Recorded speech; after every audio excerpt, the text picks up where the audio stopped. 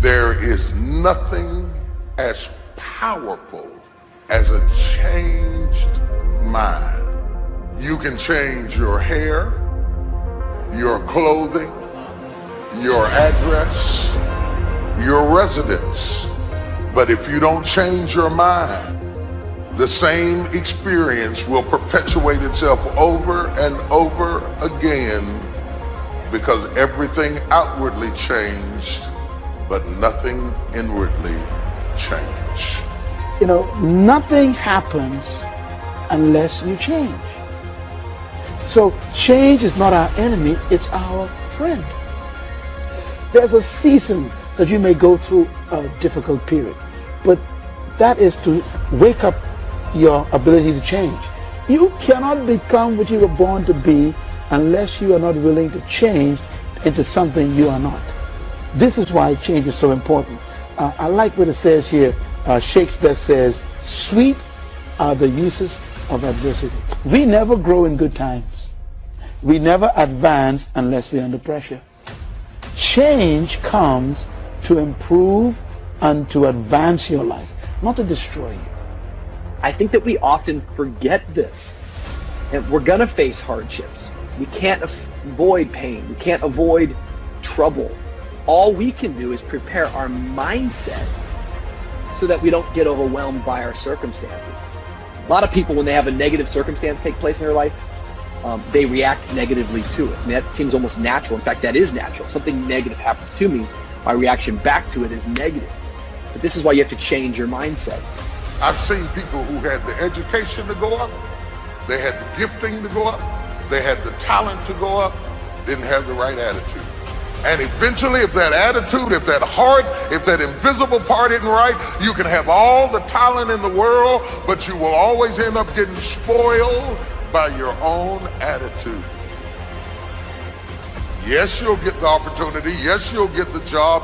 Yes, you'll get the deal, but you won't be able to keep it because your attitude will corrupt every opportunity that life offers you. Never saw it coming. Life isn't what happens to you when you're looking. What happens to you when you're looking is called a plan. Life is what happens to you when you're not looking, when your guard is down, when your back is turned. It's going to work on a Friday morning feeling good and having your boss call you in. And you know she has a look on her face and you know that look isn't good. You know the economy isn't so hard and we've got to let you go. And all you can think about are those 3 kids you have at home. You know, life is coming home from work and finding that note on the kitchen table saying, "Hey, I can't do this anymore. I'm sorry, I love you, but I've got to go." And you're frustrated and you're betrayed and you're furious and you're angry, but all you want to do is hold them again. All you want to do is hear those words whispered in your ear, "I love you" again. No, that's life. How do you handle that? How do you deal with that, those sort of situations? You see, it's been said 100 times and I'll say it again. You've got to go through it. That's all it is. You've got to go through it. And going through it is not a function of just being courageous. It's not a function of just saying, well, I'm going to close my eyes and see what happens next. It's not that. It's really a function of 3 things. It's a beginning, it's a middle, and an end. And before you go through it, there's a choice. You make a choice to say, well, I'm either going to stay here or I'm going to be over there someday, somehow. It's a choice. So going through it and thinking about these 3 steps, beginning, middle, and end, you know, you can really save yourself a lot of trouble and you can discover something more about yourself. It's called life and it's not personal. Stuff's going to happen.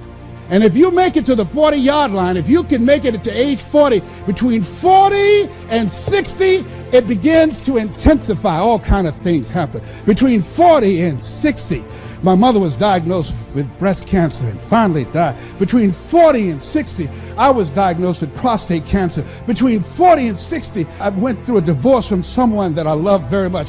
Between 40 and 60, had a nationally syndicated talk show, highest rated, fastest canceled talk show in the history of television. Between 40 and 60, oh, life put a whooping on me. It ain't personal. It's called life.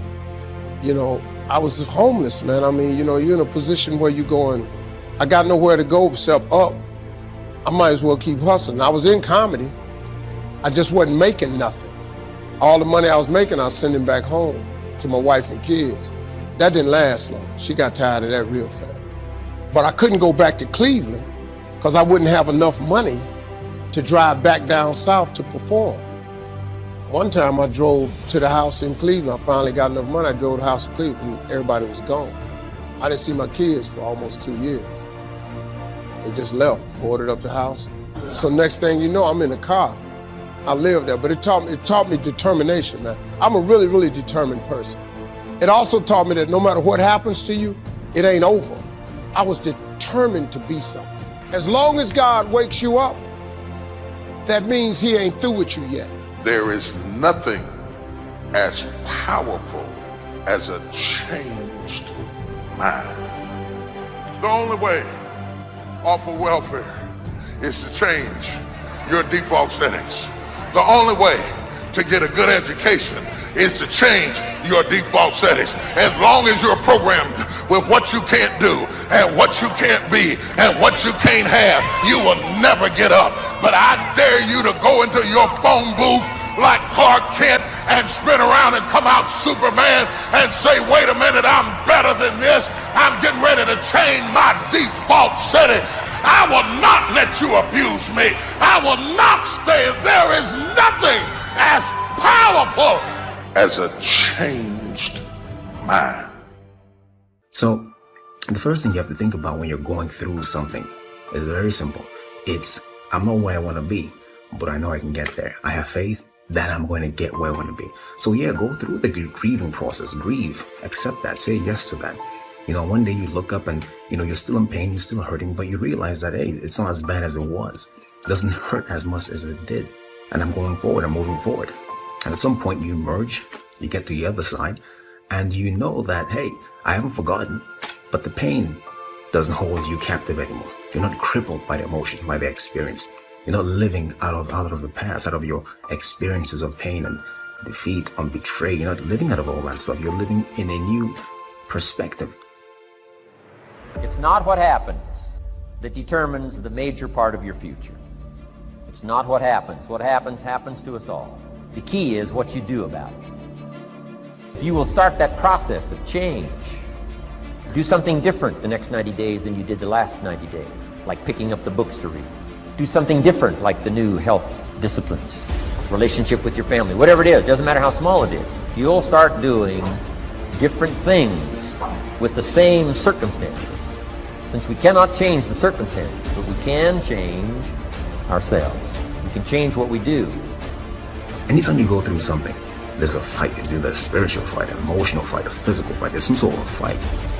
But the key to the whole thing of this fight is that the form is in the fight. That's the only thing you should take away from here today. The form is in the fight. What does that mean? It means that you don't get to become this interesting, dynamic, creative, courageous woman, amazing man without going through something. Right? That's what the form is. The people who are form are the people who you see them and they stand out to you because you know there's something about them. They figured something out about life. They're attractive to you. They're interesting to you. These people have form because they've gone through something. You know, so don't run away from the fight. Meaning, go through it.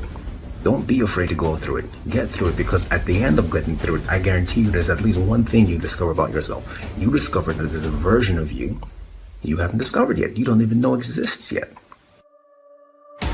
It's not that you might not mess up and do what you used to do. It's just that it's no longer your normal. And when it's no longer your normal, you will never go back to it like it used to have you. Because the moment you get out of the situation, you change back into who you're supposed to be. Y'all don't hear what I'm saying to you.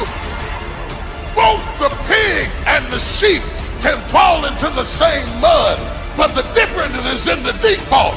The pig is defaulted to lack the mud. The sheep has a default that says, I don't belong in this mess. I might be in this mess, but I don't belong. I don't have to tell you things are bad. Everybody knows things are bad. It's a depression. Everybody's out of work or scared of losing their job. The dollar buys a nickel's worth.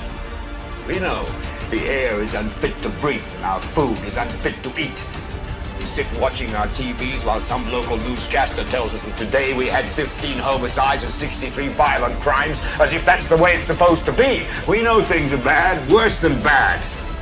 I don't want you to protest. I don't want you to riot. I don't want you to write to your congressman because I wouldn't know what to tell you to write. I don't know what to do about the depression and the inflations and the crime in the street. All I know is that first, you've got to say, I'm a human being. God damn it! My life has value.